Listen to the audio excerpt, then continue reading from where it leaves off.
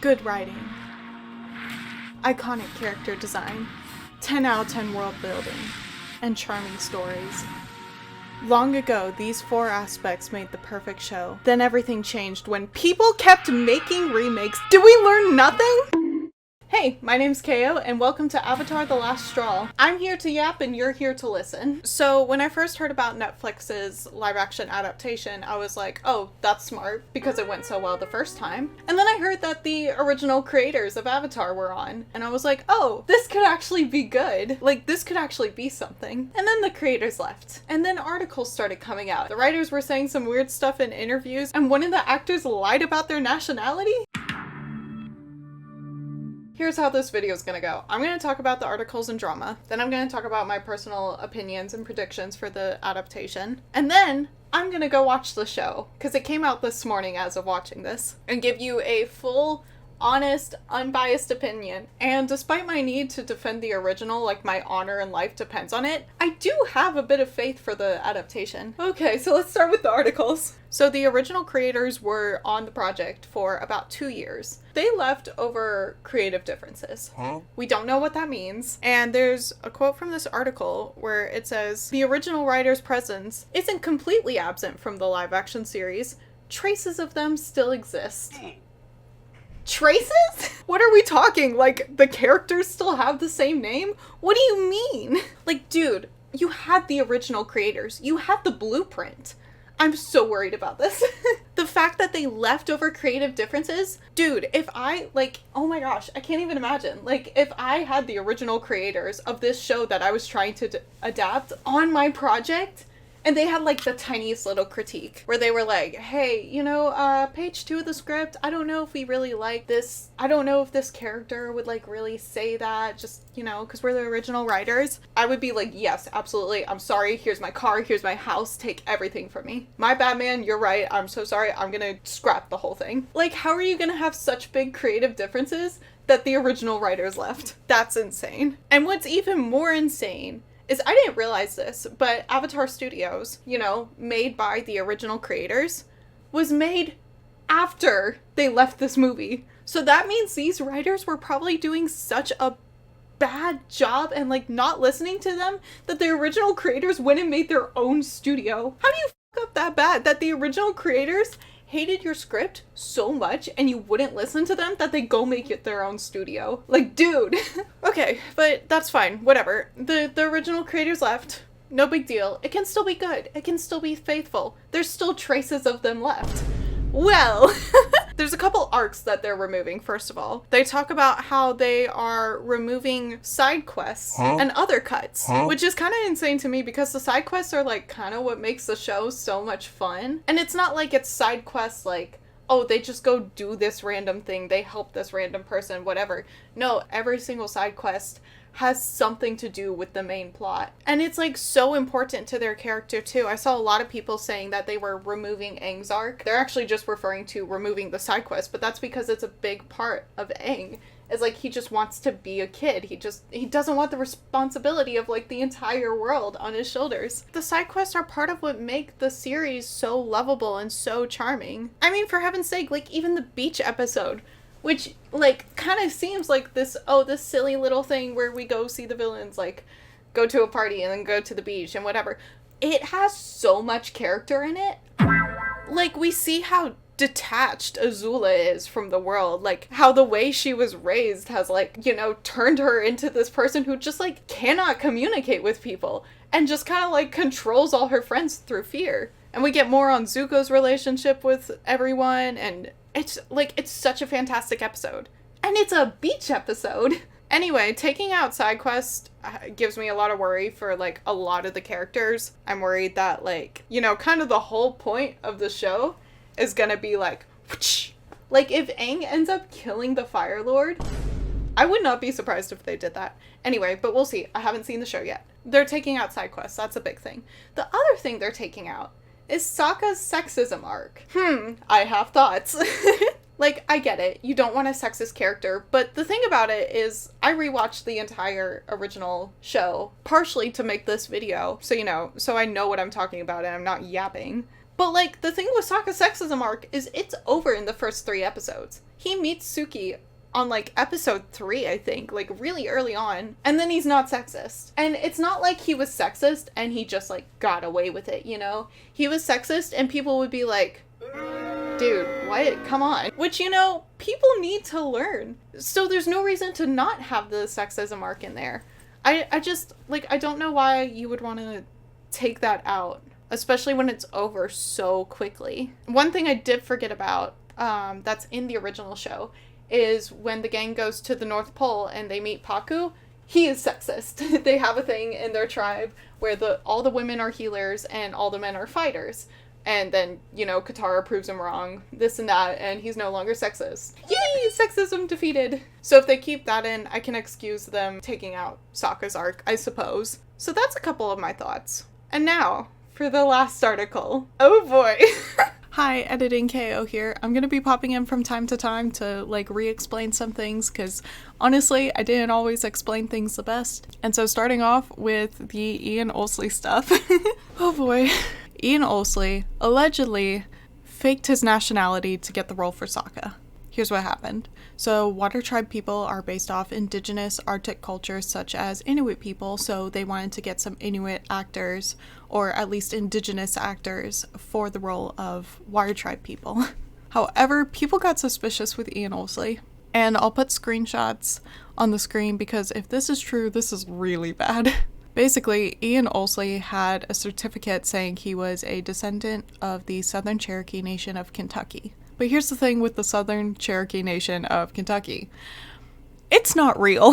It's an unrecognized tribe. People also reached out and he is not registered as a member of the Cherokee Nation. I don't want to speak too heavily on this because if you can't tell by the fact that if I were to stand under the sun, it will reflect and I could blind a small family of 5, I am as white as they get. So unless we're talking about coleslaw or unflavored chicken, I'm gonna sit my white ass down and listen. But all that to say, this was brought up and researched by a Twitter account called 7gen Voices, who are a group of indigenous people who are also fans of Avatar. They reposted another thing saying, only individuals recognized as citizens of the Cherokee Nation, the Eastern Band of Cherokee Indians, and the United Kitowa Band of Cherokee Indians should claim a Cherokee identity as part of their professional or personal identity. These are the 3 Fed recognized Cherokee tribes.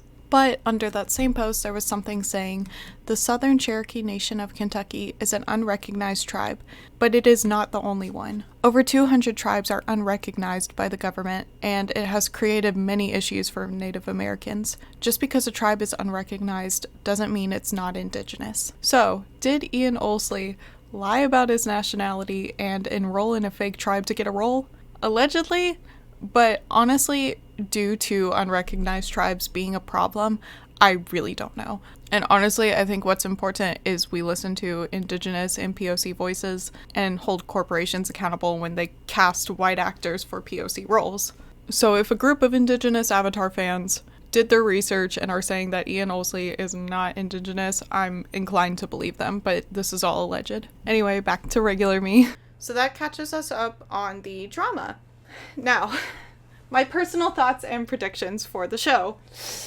I have a couple. Like I said, I have faith. I do think it can be done well. I mean, everyone thought that the One Piece live action adaptation was going to be terrible, and apparently it's really good. I haven't seen it. I'm not a One Piece person, but I have heard plenty of good things to have faith in live action adaptations. Overall, outside of this one dude maybe lying about his nationality, I think the casting is really good. All the casting is really solid, except maybe, I don't know, Azula is kind of iffy for me because she just looks like really baby, and Azula is very intimidating in the original cartoon. The thing is like, when I was watching the original, when I was rewatching the original Avatar, I noticed something. It's good. Like, it's really good. Perfect even. Why do we need to remake it? Like, it's such a fantastic show. I don't, like, understand the need to remake so many cartoons. It's like people just don't have respect for cartoons. It's like they think that because it's a cartoon, it's automatically for babies and it doesn't hold any value. Girl, what? I don't understand the need to remake it. I think they think that cartoons are for babies and that they can do better because of that. And the thing about it is like, what was I gonna say? Fully lost my train of thought. Hold on. Water. Okay, well, that's fine. We're not gonna talk about that. Guys, I'm a waterbender. Oh, brother, this guy stinks! I almost forgot about one article where the writers said this insane thing, saying that they were trying to make the show appeal to Game of Thrones fans. Oh my god, bro. Oh, hell no. Why? Hello? What part of Avatar screamed Game of Thrones? Like, why do we need this? I think they think that, like, children can't understand, like, deep concepts, and therefore there has to be, like, blood and gore and all this and that. They don't need to. When, like, for instance, when Jet dies at Lake Laogai, they understand that this character dies. But they didn't have to show it on screen. There was no blood or anything. But kids can still understand that. And there's so many themes in the show that are, like, so important to both kids and adults. And for some reason, they're like, we're gonna make it like Game of Thrones. Girl, why? It's fine. It's normal. I'm normal. And the thing is like, I get wanting to take a franchise that people love and then sort of, like, revamp the hype, right? But with, like, a show like Avatar, where the world building is, like, so fantastic, like, you can just make a story, like, in the world, and you're still gonna get every single Avatar fan, like, flocking to it, you know? It doesn't have to be a remake with the original characters, because when you do something like that, when you have a remake of something that people love with characters that are so well written, like, if the show's perfect, there's no going up or down. There's only down. You're risking butchering this show that people absolutely love when it would be so easy to just make a show in the same world. And then at least if it's, like, not good, people can just, like, you know, kind of ignore it. Like, I know plenty of people who don't like Korra, and so they don't really consider it part of, like, the Avatar franchise. It just takes place in the same world.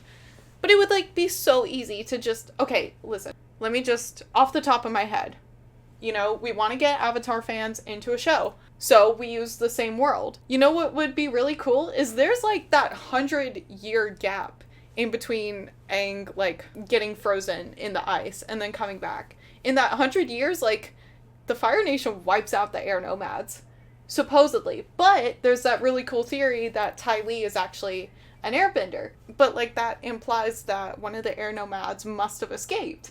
So wouldn't it be cool to do, like, a show about, like, Ty Lee's grandmother? You don't even have to call her Ty Lee's grandmother. You can just have, like, a show centered around, like, an air nomad that escaped. And maybe they find, like, a Fire Nation soldier that, like, doesn't want to fight. And they try and go do their own little thing and, like, just live life away from the war. And then you can give them some silly little goal.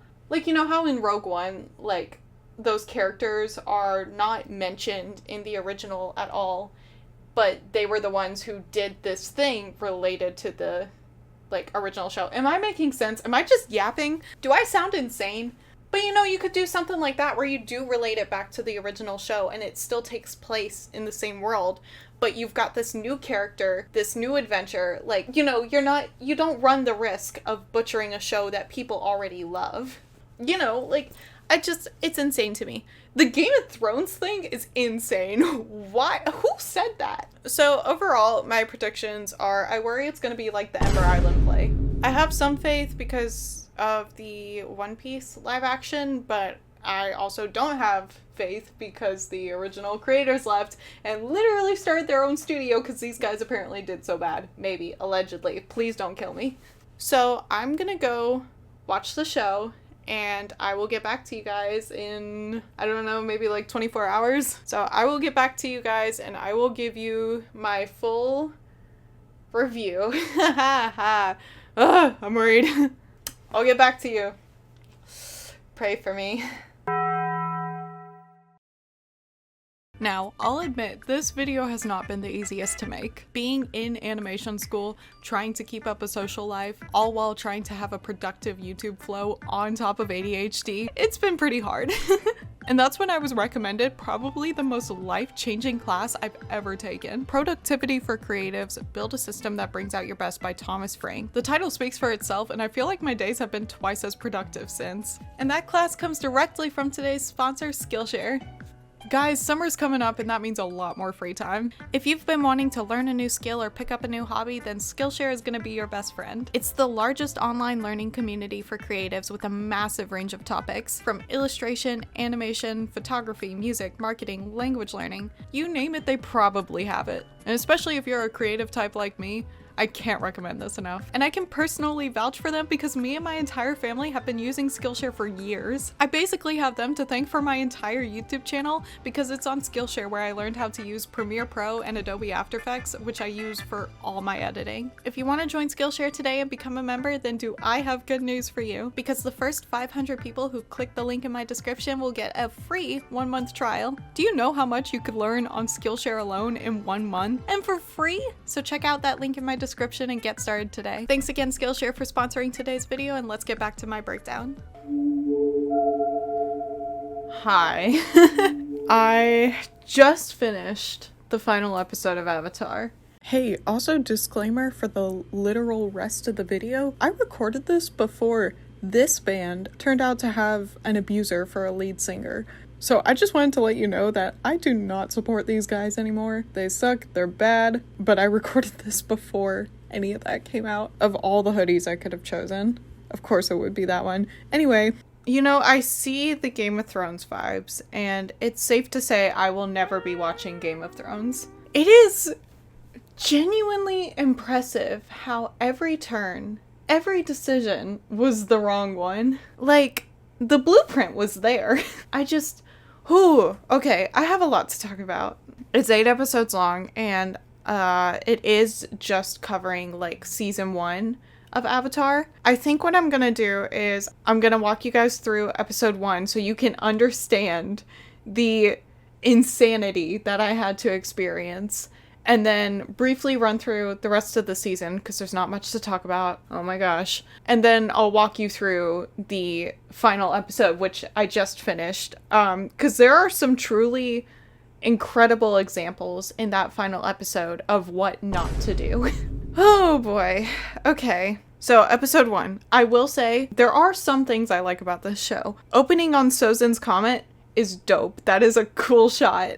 And especially if you know Avatar, like, then you're like, oh my gosh, that's the thing. So the episode 1 opening, we follow an earthbender trying to get a message to the Earth King while trying to escape Fire Nation soldiers. We get some fancy bending, and I like this part where while trying to escape, he gives the note to his other earthbender friend and then walls his friend off, but not himself. He could have walled both of them off and they could have both escaped, but, you know, I don't know. They would have both been fine, but, you know, to each his own. The bending is interesting. In this opening scene, it made me think that they just weren't doing the fight styles anymore.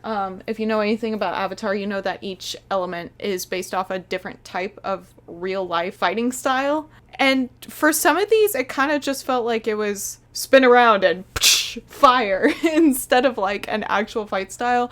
Although later in the show, it does seem like that fight style comes back, so I don't know if maybe it just, like, wasn't in the opening. So our earthbender fights a bunch of these guys but gets captured and then talks to big bad guy. Here's where I started to get worried, because Sozin, for some reason, you know, big bad guy, leader of the Fire Nation, for some reason wants to talk to this dude that was just captured. And what does he do with this dude? He explains his big evil plan. Oh my god. The villain of the show, or at least the first episode, explains exactly what he's gonna do. Just lays it out to this random dude. He's basically like, I'm doing this thing. Why? Because I'm evil. Because I'm big bad, and then he burns the guy alive. But you know what? Maybe the writers wanted to give context to the viewers of, like, kind of what's happening. I still think you can show, not tell, but, you know, they laid it out for us. That's not necessarily a bad thing. I'll take it. So that happens. We see the man burned alive, and I'm like, okay, I guess Game of Thrones points. And then we go into this opening thing. Like, you know how at the beginning of Avatar there's water, earth, fire, and then like explains a bit. That's kind of what they're doing here. They do water, earth, fire, air, blah, blah, blah. And then they're explaining what the avatar is. Okay, so now they're telling us, not showing us, telling us exactly what the avatar is. Side note, when it shows all the past lives, I thought this was actually just a bear. I thought they were saying one of the past lives was just a bear. I didn't realize that was a guy with a bear on his head. But then, so they tell us, they don't show us, they tell us exactly what the avatar is. And then they explain to us Mr. Evil's big evil plan. And so, Fire Lord Sozin, the ruthless leader of the Fire Nation, believes this is his moment to launch a merciless campaign to conquer the world. His first step is to eliminate the one person who could stand in his way. We are 5 minutes in, and we've heard this guy's evil plan told to us, not shown, told to us, twice in 5 minutes. Hello? And then, title. Hello? So in the first 5 minutes, we get a little bit of cool bending, and then we get told Mr. Evil's evil plan twice, and we have explained to us exactly what the avatar is in the first episode. Oh dear. From here we go to the air temples before they were ravaged by the Fire Nation. We have some character introduction, and this would be where we learn some more about some of these characters and their personality, if they had personality. I cannot express to you how awkward some of the dialogue is. If you watch it yourself, you'll know what I mean. It's pretty bad. Oh my gosh. So you know how like in the original show we learn kind of throughout like the first couple episodes who the avatar is, Aang's backstory with, you know, not wanting to be the avatar and everything. We're just told it. We're not even 10 minutes in and we've had explained to us literally everything. Like literally nothing has happened except talking to us. I mean, that guy tried to, like, escape the firebenders for, like, 10 seconds, and now we're having explained to us everything. They talk about how Aang needs to learn responsibility, blah, blah, blah, but there's a war coming, so he's gotta be the avatar now. And then one of the monks is like, we're sending him to the Earth place, because they're under siege. Then, Aang and Gyatso talk. We get lots of exposition dumped onto us about one of the old air nomads. He tells them that he's the avatar. We are in the first 10 minutes. And that only he can save the world. Woo! So they have a bit of emotional talk. I do like Aang and Gyatso's hug. It's very cute, very sweet. But also, I am so unattached to these characters right now. The only attachment I have to these characters is from the original show. Like, we don't see any personality. Like, I hate to, like, keep comparing it to the original, but that's what it's based off of. In the original, you know, Aang and Gyatso, like, pull pranks on the other monks, and they mess around and they play together. Here, we're, like, told that they play together. We are told that they are friends, but we don't see any of it. So, Aang's like, I need to clear my head. And then we get possibly the most abysmal bit of dialogue I think I've ever seen.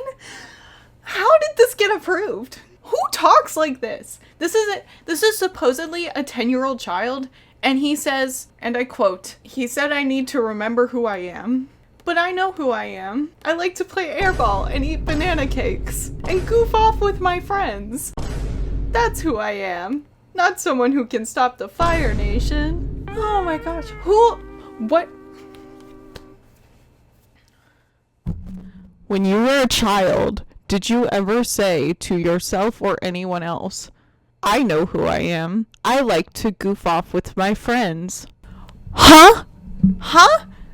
This is a child. This is a 10-year-old child that says, I know who I am. I like to goof off with my friends. I'm just a little quirky. I'm just a little guy, man. What child talks like this? And the bending looks bad. They know the avatar doesn't just like fly, right? Huh? Alright. And then I really like this part where Aang says yip yip after Appa is already flying. That's a really nice detail. Soon after, we see Sozin leading the Fire Nation army at the foot of the mountain that leads to the air temples. They're clearly about to attack. And then they fly up there? They use their fire bending like Iron Man and just kind of like fly to the top. Hello? Which is extra weird when you realize they make a big deal out of the Fire Nation making a war balloon later in the show. But why would that make any difference if they could already fly?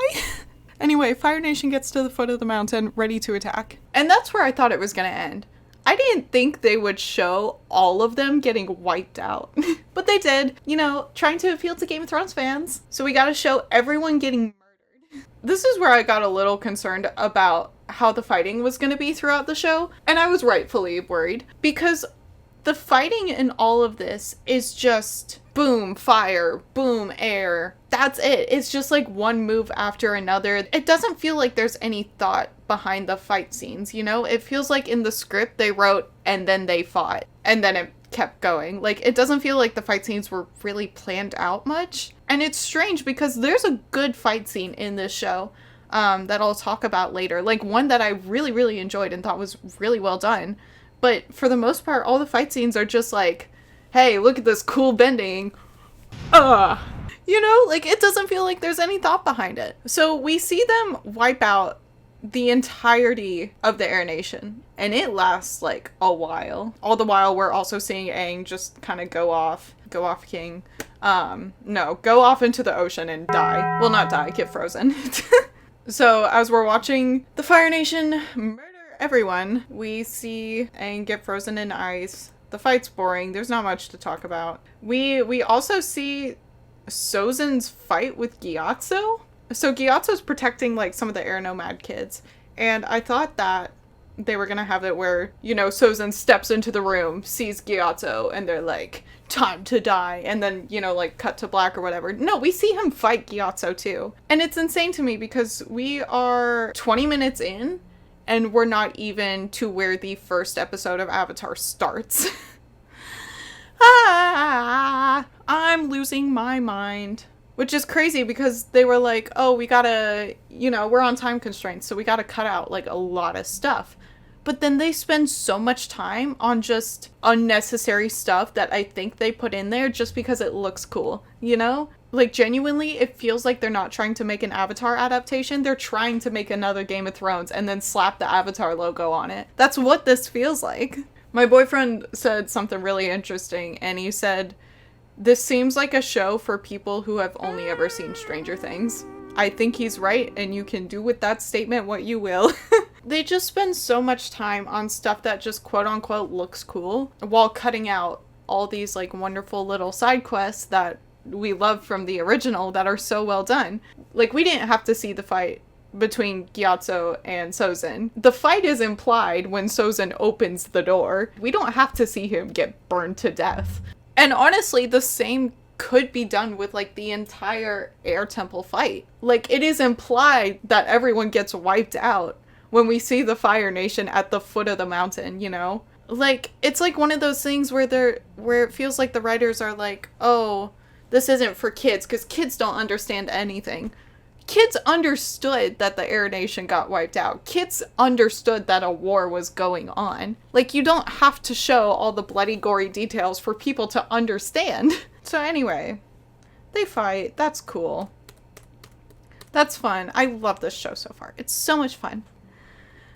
So we see our favorite waterbending siblings. Side note, like, I know they took out Sokka's sexism, and honestly, watching the show, I don't think it made that much of a difference. I think what did make a difference is they kind of make Sokka just a jerk. When I was about like halfway through the show, I was talking to one of my friends who had already finished it, and she was like, I laughed once the entire time at like an actual bit. There were a couple times where I like legitimately laughed out loud over how bad the dialogue was. Like when Aang says out loud, I like to goof off with my friends. Like, that made me legitimately laugh, but I don't think a single joke did. Like, you know, okay, you know how I was worried that this was gonna be like the Ember Island plays?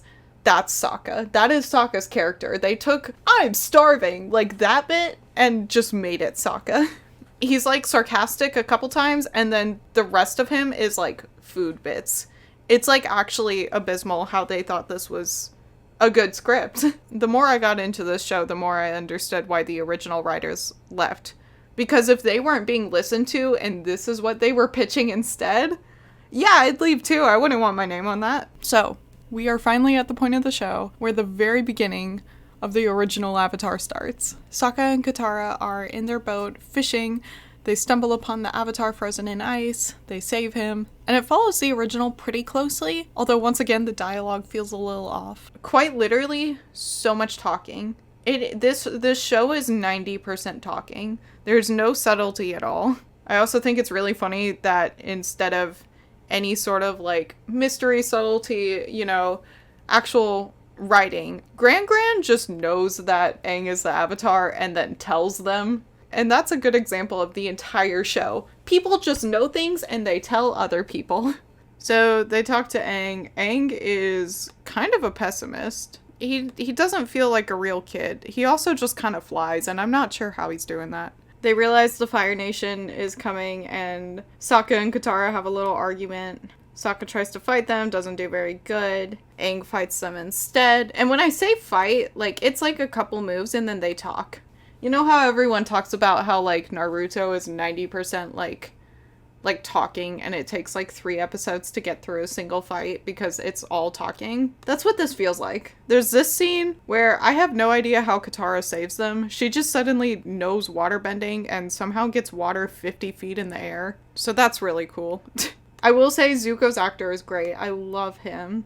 And then, oh my gosh, it's so insane. So like, I was like, maybe they're not going to the air temple and that's why they had Gran like, explain exactly what the Avatar is and everything that happened. Gran just turns to the entire village and says, "Long ago, the 4 nations used to live in harmony. Then everything changed when the Fire Nation attacked." Like, she says word for word the original intro, which would be cool, but we already had the intro. We've had the same intro in slightly different wording twice now, and this is the first episode. Side note, on YouTube, the official Netflix account that posted the live action intro titled it "The Iconic Opening of Avatar." This is the iconic one? Girl, be so for real. Which is so silly. So I was like, okay, I guess they're not going to the air temple, because that's where we find out all the stuff in the original show. And it's really well written and everything. So, you know, maybe they go to the other air temple. Like, they go to the air temple anyway. And then instead of, like, Aang finding out all this stuff or, like, having to tell Sokka and Katara that he's actually the Avatar, he just gets there and gets sad. That's the whole thing. I think the worst crime of this show is that it's just boring. It's so boring, and Aang doesn't feel like a real kid anymore, and he's just, like, lost all his charm. Everything that made me, like, you know, love the character. So to recap episode 1, there's a brief fight where an earthbender tries to escape the Fire Nation. Then they talk about exactly what Sozin's plan is. He burned him to death. And then we get an exposition dump about Sozin's plan again. Nice. Then we're introduced to Aang. He flies around. Then he talks to Monkey Atso. Monkey Atso talks to other people. Monkey Atso goes back and talks to Aang again. Then Aang goes and talks to Appa. Then the Fire Nation attacks. Ooh, evil people getting killed and burned, and ooh, scary. Then he goes away and dies. We're introduced to Katara and Sokka. They're on a boat ride. They talk. They find the Avatar. They talk some more. Then we get Gran explaining, like, everything. No, wait. They talk a little more. Then we get Zuko and Uncle Iroh talking. Very cool. Aang wakes up halfway through the episode. So Aang wakes up 30 minutes in. You go through 30 minutes of other stuff before Aang ever wakes up. Aang talks to Katara and Sokka. Then he talks to Gran and Gran tells them exactly who the Avatar was, gives us, like, all the history. Aang gets depressed. Then Katara and Aang, get this, talk. They talk some more. She does a little bit of waterbending, but she's not good at it. Then Gran talks to them some more. Then the Fire Nation attacks the Southern Water Tribe. Sokka tries to fight him off, but is not very good. Aang fights him off instead, and is just kind of, like, captured. Oh, I forgot that Aang then talks to Uncle Iroh. That's cool. For, like, 5 minutes. Oh my gosh. Aang rummages around the ship and picks up Zuko's notebook, which is like, I guess, supposed to be important, but it's not really. Aang escapes. Katara and Sokka are just kind of there. Katara somehow defends them, and they fly off. Wow. And they fly to the air temple. Wow. And then they talk, and Aang is depressed, and he goes into the Avatar state, and then he's fine, and then they talk for like 8 minutes.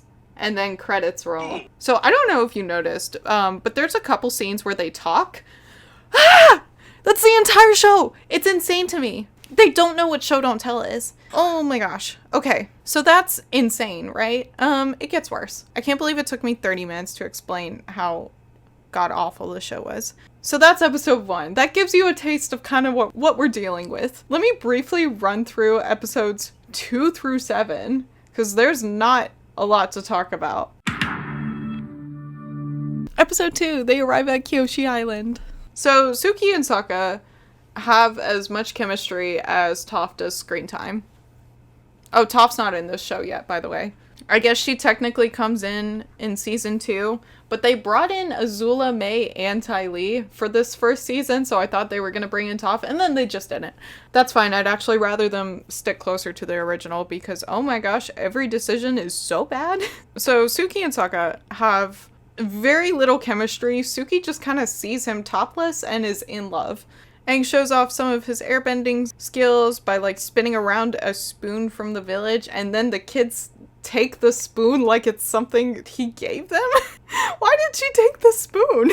And then, okay, I will give them credit. Suki and Sokka do have some actually cute scenes that aren't in the original that I do really like. But at the same time, I have no idea why she likes him. Like, she saw him topless once, and ever since then, he's just been there. So Aang has gone to the spirit world and is talking to Kyoshi, and Kyoshi says, "Want to know the power of the Avatar? I'll show you."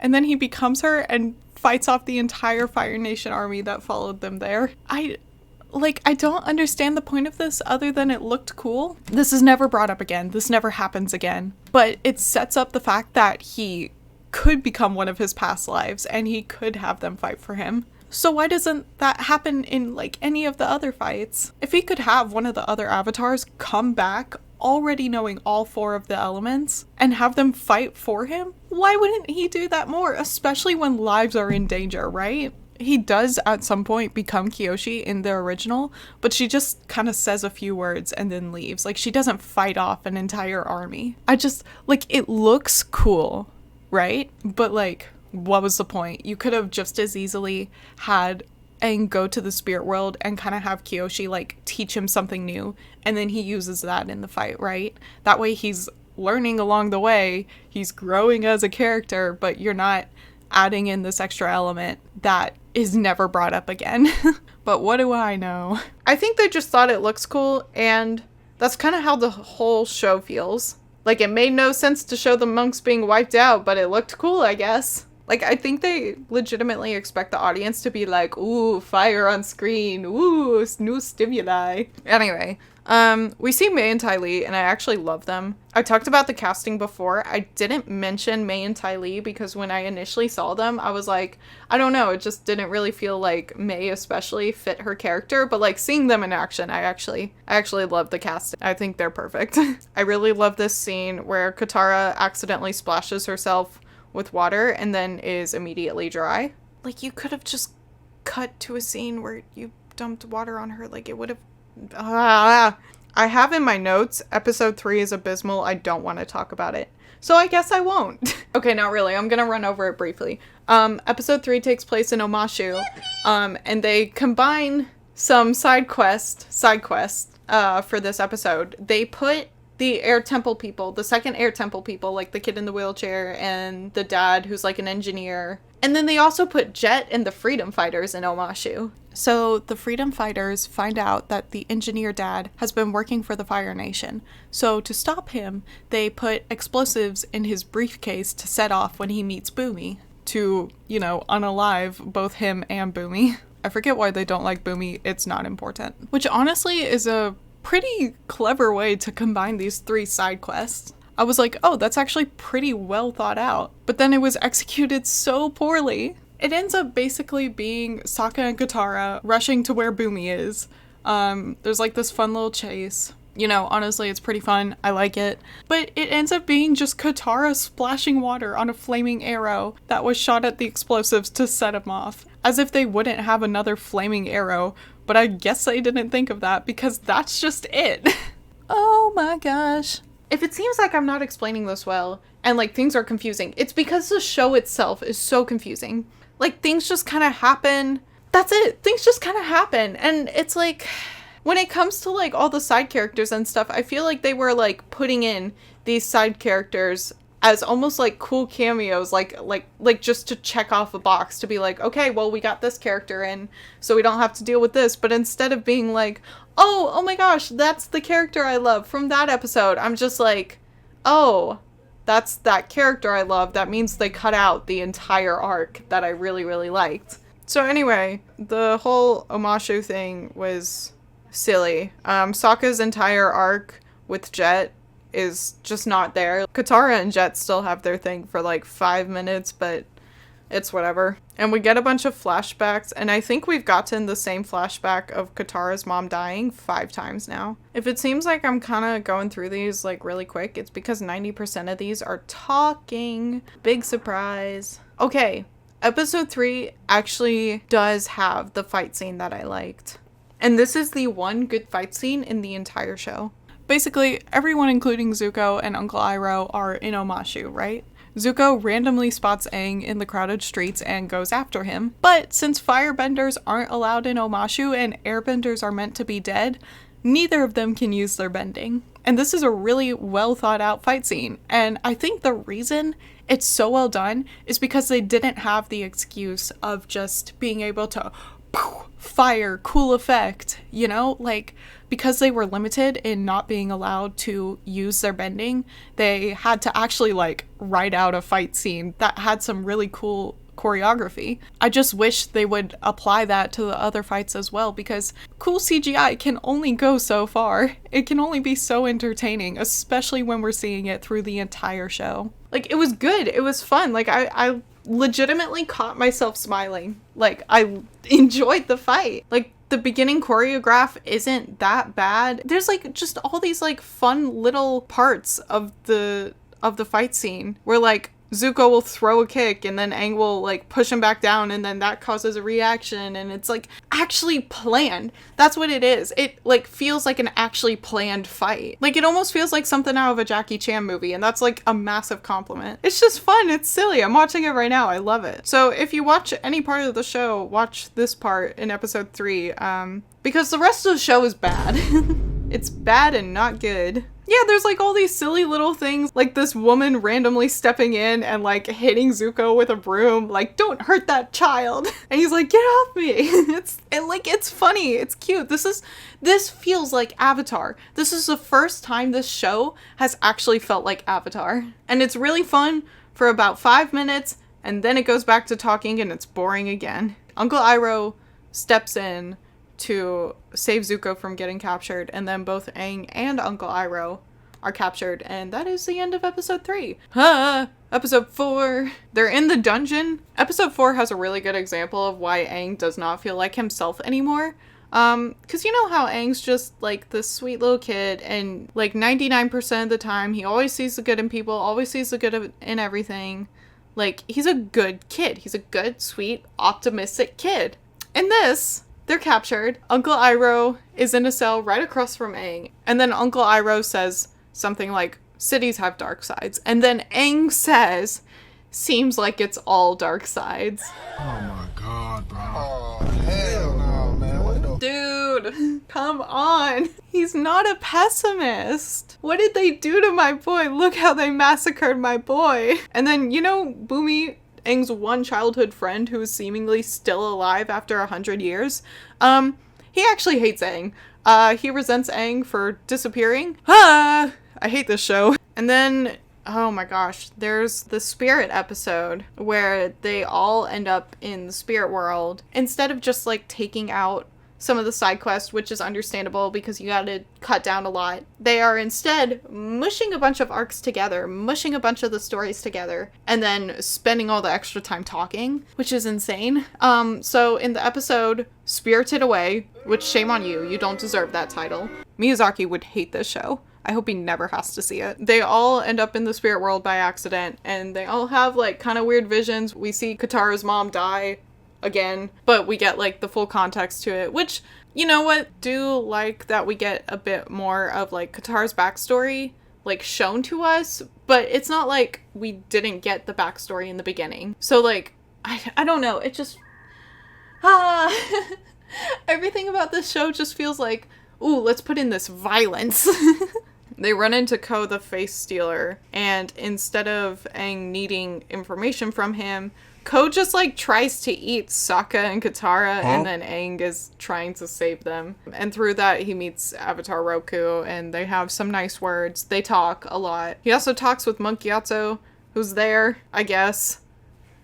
It makes no sense. Episode 5 makes no sense. And episode 5 is about where I started to like kind of mentally check out and put things on 1.5 speed because I felt like I was legitimately losing my mind. But aside from Ko, they also meet the owl spirit that's in the library, the spirit of knowledge. And it's again one of those things where it's not like, oh, cool cameo. It's like, oh, you cut out one of my favorite episodes. So upsetting. Anyway, so all that happens. Aang gets captured by one of the fire dudes and put in prison. Blah, blah, blah. It's all silliness. But I will say the beginning of episode 6 is actually really cute. It's just a moment between Iroh and Zuko before Zuko was banished, which we don't see at all in the original show, I think. And I actually love this. I think this was one of the few good decisions. Because it's really cute and sweet. It's a little glimpse into like Iroh being a father figure for Zuko before Zuko was ever even banished. I love this scene. So after talking to Roku, Aang is caught by this lady who is also in the show, by the way. We get some backstory on like Zuko's Agni Kai fight, and this is like sort of the Blue Spirit episode, and it's actually really well done. I like the Blue Spirit episode. And you know why I think it's good? Because they follow the original almost to a T. It is very similar to the original, and therefore it was well done. I promise I'm not basing things on how close they are to the original. It just seems like the further away from the original they get, the like worse it is. Like it's just like, it's like these writers aren't actual writers. It feels like a first-time project, but it's like, it's a full Netflix show, and you had the original writers on, and somehow you got them to leave. Which is insane. So all the Blue Spirit stuff is actually pretty fun. It's not as fun as the original, because that is one of my favorite episodes, is the Blue Spirit stuff. We get the Agni Kai fight, and Uncle Iroh is like, don't do this, he's your son. And Ozai says, we'll see. Ooh, that's hard. That's good. That was good. You know what? Points. That is the first time you've had good dialogue. That is, ooh, that's tough. Congrats, you get 1 point out of the entire show. Sorry, I feel like I'm being too pessimistic. I have strong feelings about this. Not pessimistic enough because, oh my gosh, I was so heated I forgot to mention that they make Zuko fight back. Hello? The whole point of the original fight was to show how uncaring Zuko's father is, when all Zuko wanted was his father's love and approval because he still sees him as a caring parent. So of course when he's told he has to fight his own father, he's gonna say no, because Zuko genuinely cares for his father despite his father only trying to raise future war criminals. But no, make Zuko fight back. That's a great decision. That doesn't conflict his character at all. Again, they just swapped things around for a cool fight. It's just, anyway. And also, Azula is here, and she does not feel like Azula. She just feels like a bad guy. I don't know how to explain it. She's just not a fun character anymore. She's not interesting at all, so I'm not really going to talk about her. After Aang and Zuko, who is the Blue Spirit at this time, escape, Aang is talking to Zuko, and it's the first time Aang actually feels like himself. I forgot to mention this earlier, but when I say these characters are not themselves at all, I really mean it. There's a scene earlier in this series where Aang, talking about Zuko, says, I'm really starting to see what kind of person he is. Like, referring to him being awful. Huh? But, like, in the original, and not to keep comparing it to the original, but Aang just doesn't feel like a real kid. In the original, Aang is such an optimistic and kind-hearted kid that he literally gets kidnapped by Zuko, then turns around, saves him, and is like, you know, I used to have Fire Nation friends. Do you think we could have been friends? And this Aang's like, I'm really starting to see what kind of person he is. After they fight once. Come on. And now, episode 7, we are in the North Pole. Yue talks a little weird, but there seems to be actual chemistry between her and Sokka. Although there's this weird change with Yue, where she can, like, go into the spirit world.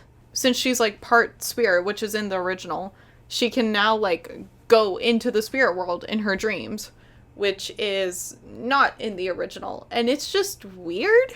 Because it doesn't have any purpose. Like, this never comes up. This is never brought up again. She sees Sokka, like, in the spirit world when they were, like, dealing with Ko and everything. And she talks to him for, like, a minute. And then that's it. That's the only other time that this is ever brought up. I figured that it was gonna somehow relate to the final, but it doesn't.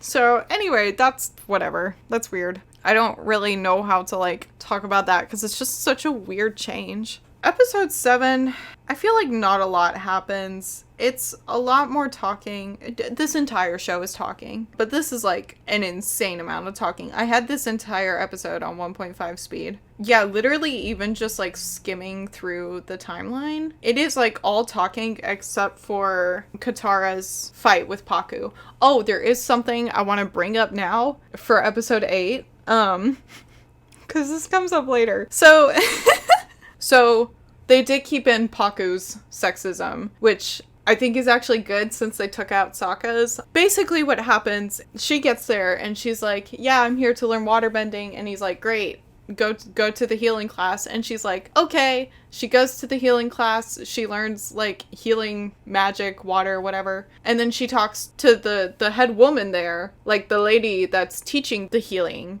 And she's like, all right, where should I go for fight classes? And the lady explains to her that, no, the women don't fight. And Katara's like, no, that's stupid. And, you know, all of this is in the original. That's, like, almost exactly how it goes. But episode 8 changes something that makes me wish they had changed. Anyway, my point is, the women there show no interest in fighting. The women are just like, yeah, we're healers. That's what we do. Literally the only woman that she talks to is like, no, women heal in the village. That's how it is. You need to respect our ways. And Katara's like, that's stupid. But then she goes and talks to Pakku. So the women show no interest in fighting, which is fine. That's how the original is. The point isn't that, like, all of them want to fight. The point is that Katara wants to fight and they're not letting her because sexism. So just keep that in mind. Now we're on the final episode. Did you enjoy that silly little recap where it felt like nothing happened? Every single episode is an hour long, and it is an hour long of nothing but yapping. Avatar: The Last Yap. Okay, episode 8. Are you guys ready? This is legitimately infuriating. I don't have a ton to say about episode 8, but episode 8 is a perfect example of what not to do. So at the end of episode 7, the Fire Nation is, like, on their borders. So episode 8 starts with Aang fighting the ship. He does a bunch of airbending moves, fights off soldiers, then more soldiers come in, and he fights off those soldiers, then more soldiers come in, fights off more soldiers, then Katara comes in and uses some waterbending, fights off soldiers. Yay. They fought the soldiers. Sokka gives them some orders like, hey, there's more soldiers coming in. I got some things to take care of. Appa, yip yip. So he says, I've got some things to take care of, and then, like, jumps onto the ship to, like, where the control panel is, and then bashes some controls, and we cut away. Then we go back to Aang and Katara fighting, and they are just fighting off more soldiers. They do this move together where it's just water and wind. Nothing really interesting about it. They just kind of fight together. And then, oh, there's Appa. Let's get off the ship. They get off the ship onto Appa. Appa starts to fly off, and as they're flying off, the control panel area explodes and Sokka jumps on with them. that's the whole fight. So to recap, they just fight soldiers. Sokka blows up the control panel, but he says, I've got some things to take care of, like it's gonna be personal, but instead just, like, hits the ship with his thing, and it explodes. That's the entire fight. Let me take you through the fight in the original. Okay, so what I was trying to do here was contrast the new fight scene versus the one in the original show, but Netflix was giving me error signs, so I couldn't do it at that time. But to show the difference in the writing styles of these fight scenes. So in the new one, as we just saw, there's no, like, back and forth, there's no up and down, there's no really suspense. They just fight soldiers, and then they fight more soldiers. In the old one, the first Fire Navy ship is catapulting these massive fireballs into the wall of the Northern Water Tribe. So Aang flies onto the ship, and rather than attacking the soldiers immediately, he goes for the catapults because that's what's causing damage. And in the process, of course, he fights the soldiers, but that's not his main goal. And throughout this fight, Aang uses the Fire Nation's own weaponry against them. He malfunctions the first catapult, so it just ends up firing directly on the Fire Nation Navy ship, putting just a massive hole through the deck. He ties 2 other catapults together, so they end up destroying each other when they fire. And then at one point, he even gets caught. Because, you know, up and down, back and forth, gotta have some sort of suspense. So he gets caught, but then Appa comes in and is able to save him. It's creative, there's thought put into it, there's more suspense, with Aang almost getting captured. It feels actually planned, you know? Anyway, on to episode 8, the finale. And you'll be happy to hear that there's still plenty of talking. Do you guys like the bed setup? I think it's cozy. Trying to explain this show is an emotionally draining experience. But okay, just picture the original, like, Siege of the North, but, like, poorly done. That's what you got here. Oh, there's this bit where Momo dies? There's a child that is gonna get, like, crushed by some rubble, and Momo, Sokka, and the princess are there. And not Sokka, Momo jumps in, pushes the kid aside. Momo does.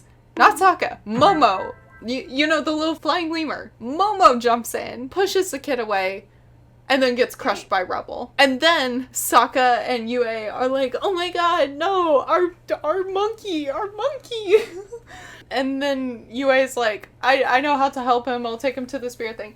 And that's what gets them to the, like, spirit oasis. But why Momo? Why Momo? They could have so easily had Sokka do the same thing. Like, oh my gosh, like, maybe they wanted Sokka to be, like, talking to Yue, because they love talking. They just love their yapping in this show, but they so easily could have had it where Sokka pushes the kid out of the way, gets crushed by rubble, and then Yue rushes over, and she's like, oh my god, no, don't die, like, I know how to help. Here, wait, I can help, I can still save you. And then she can drag Sokka to the oasis. That would have worked just as well. You still get, like, all the same context of learning about the oasis, but then instead of having this silly little monkey who's been on screen, like, maybe a total of, like, 5 times throughout the whole show, who, like, we really don't build up any emotional attachment to this creature. It's just kind of there.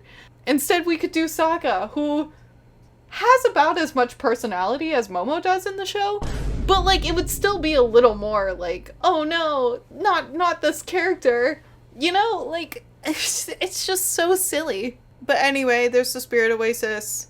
Zhao comes in, kills the moon spirit, all hope is lost. Then Aang is like, I know what to do. No context or anything. It's just kind of like, I know what to do, and then becomes the ocean spirit. And then defeats the Fire Navy, and they all live happily ever after. Oh, no, wait, before that. Okay, so the thing I was talking about earlier with the women, Katara at one point is like, I'm gonna go get reinforcements.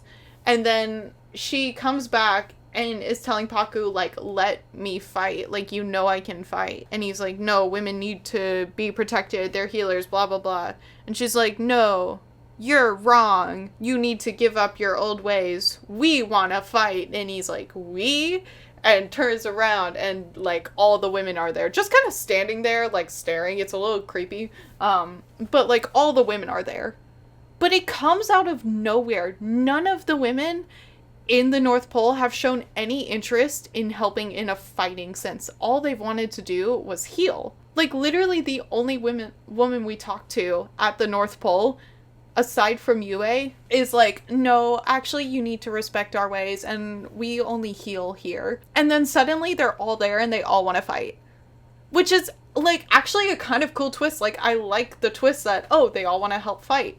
But it comes out of nowhere. Like it would have been so easy. This is what like drives me insane, is like every time there's something like weird or poorly written, like it always seems to have like such an easy solution. Like the thing with all the women fighting is, instead of having that one lady be like, no, it's actually just our ways, she could have been like, well, you know, we've tried before, I used to want to fight, but you know, this is just our way and it's just, you know, I just don't think I can. Or you could have had like one of the little girls be like, I want to be a fighter like you, and then is like shut down. But then the only woman they ever talk to is like, no, all we do is heal. That's all we do.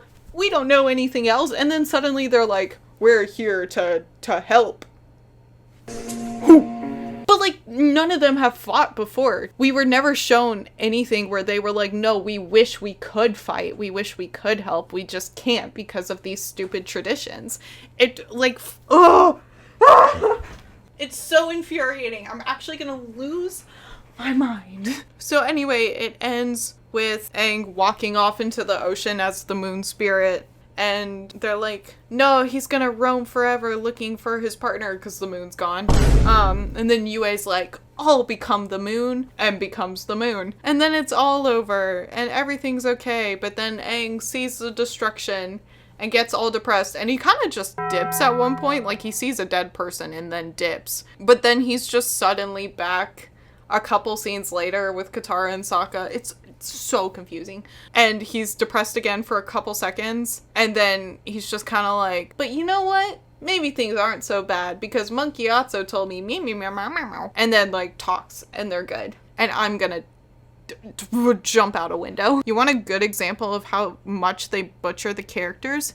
This is one of Sokka's final lines. He goes, is anyone else hungry? And then Katara goes, why is everything always about your stomach? It's literally the Ember Island play Sokka. They're both white too. I'm gonna lose my mind.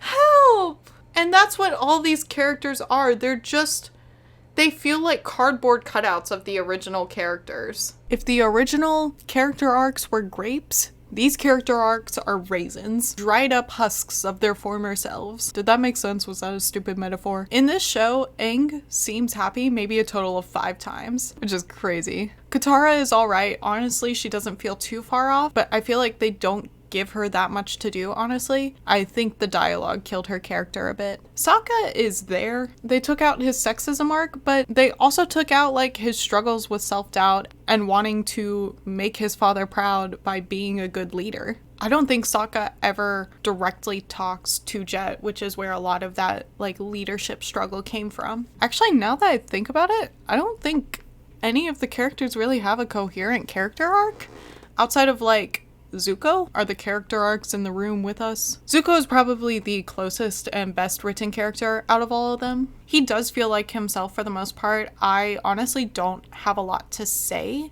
with him because I think a lot of Zuko's charm as a character is his dynamic with Uncle Iroh and also Aang, because Aang's very sweet and kind-hearted, but you don't have that in this series. And with Uncle Iroh feels like, I don't know, a little off, so I feel like Zuko's not able to shine as brightly because Uncle Iroh is just not himself, I guess. Which brings us to Uncle Iroh, who is scarily similar to his Ember Island play character. There are a lot of scenes where he is kind and sweet and close to the original, but there's also a lot where he's just like, Zuko, relax, have this food. And then he whispers vague ancient proverbs that I could not understand for the life of me. I might just be stupid. That's entirely possible. But I feel like every time Uncle Iroh was saying something that was supposedly, like, smart, my little monkey brain just was going in circles. I didn't know what he was talking about. But I promise I understood the original Uncle Iroh, so it's not just me. I honestly don't know what the difference was. Maybe I just had to shut off my brain to preserve what little humanity I had left, but who knows. Azula was kind of boring. She's not really intimidating anymore. It is truly incredible, like, how bad this is. Like, the original is so good. Like, it's, like, perfect, almost. So, like, I'm not expecting it to be that. I'm not expecting it to be perfect, but I didn't expect it to be, like, this horrendous.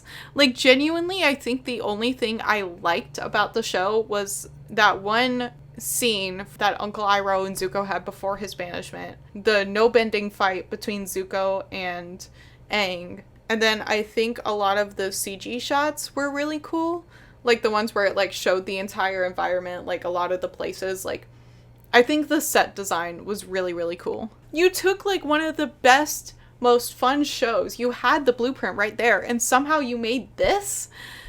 I just, like, it really feels like they weren't trying to make Avatar. They were just trying to make Game of Thrones, and then they slapped the Avatar logo on top of it. That's really what it feels like. I think Netflix wanted the next Stranger Things. Like, they realized that Stranger Things is kind of dying. Like, it's not their cash cow anymore, and I think they wanted a new cash cow. And I think they thought that this would be it because Avatar has such, like, a passionate fan base. But because of that, you know, we don't want it to be, like, butchered. It's so bad. It's so bad. Hold on, I need water. I got so passionate about this, I got dehydrated. Ooh, messing up the set. Let's go. Okay, as I was saying, I think people just need to respect cartoons more. Like, I see so many people just be like, oh, you know, cartoons are for kids and this and that. But just because something's for kids doesn't mean it doesn't have, like, a deeper meaning. It doesn't mean we can't learn something from Avatar. There's a fantastic video essay on just the psychology of Azula. And it's so, like, the writers put in so much thought and depth into Azula's character alone. And she's, like, one of the best, like, villains I've ever seen. And then they just, like, turned her into this, like, goofy little kid who just wants her dad's approval in this show. I just, like, I feel like these creators did not actually care about the original source material.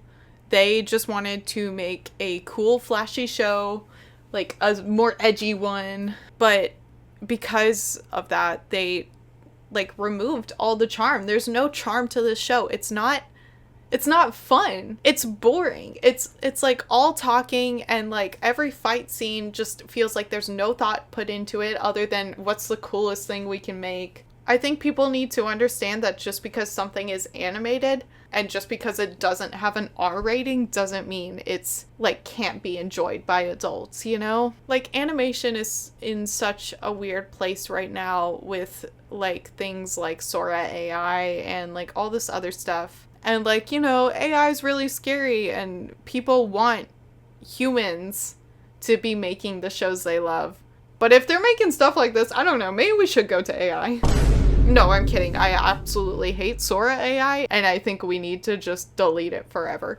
You know, now that I've said that, that's kind of what this feels like. The script feels like they put Avatar into ChatGPT and said, rewrite Avatar, you know? Like, give me a shortened version of Avatar, and then ChatGPT was like, here you go. Who is the director? Hold on. Has this guy done anything else before? Directed by Jet? Jet wrote this? No wonder it's so bad. Jet, you motherfucker. Who's the writer? Writer Albert Kim. I'm on to you, Albert. I don't know any of this stuff that he's done before. Oh, related news about Avatar. Everything was garbage. Yeah. I think out of 10. Dude, I want to give it like a 0. It's not great, man. Like, I wasn't expecting, like, Avatar, because Avatar is, like, really good. But I just wasn't expecting it to be that bad. Like, I know for a fact, even if I had never seen Avatar before, and this was, like, my first introduction to Avatar, I still wouldn't like this show. I still have no idea why they wanted to appeal to Game of Thrones fans. I see the influence, and Overall thoughts, it's just not good. I've never seen the Avatar movie, like the original one, that was like really, really bad that everyone hated. And you could not pay me to watch it. Except you probably could, as in if this video does well enough and gets enough views, I will probably go watch that. At this point, I had been recording for over an hour, so needless to say, I was exhausted. I was using 100% of my brain power. So to take a break, I decided to rewatch the last episode. Because surely it couldn't have been that bad. Maybe I had just been tired when I first watched it. And as I tuned into those shaky camera shots, the CGI water, I started to feel something. Joy. Something I hadn't felt since starting this video. Was this actually good? The stale dialogue, the incoherent plot, the strange choices like making Yue being able to transport to the spirit world and never bring it up again. Killing Momo. Have I actually been the one yapping this whole time? Is this good? Maybe, just maybe, the plot was the friends we made along the way. Maybe, wait, where's Appa? He was there in the beginning of the episode. Did they just forget about him for the rest of the finale?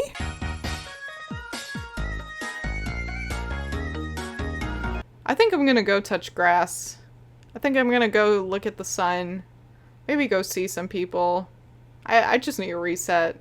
I need to feel alive again. Bye.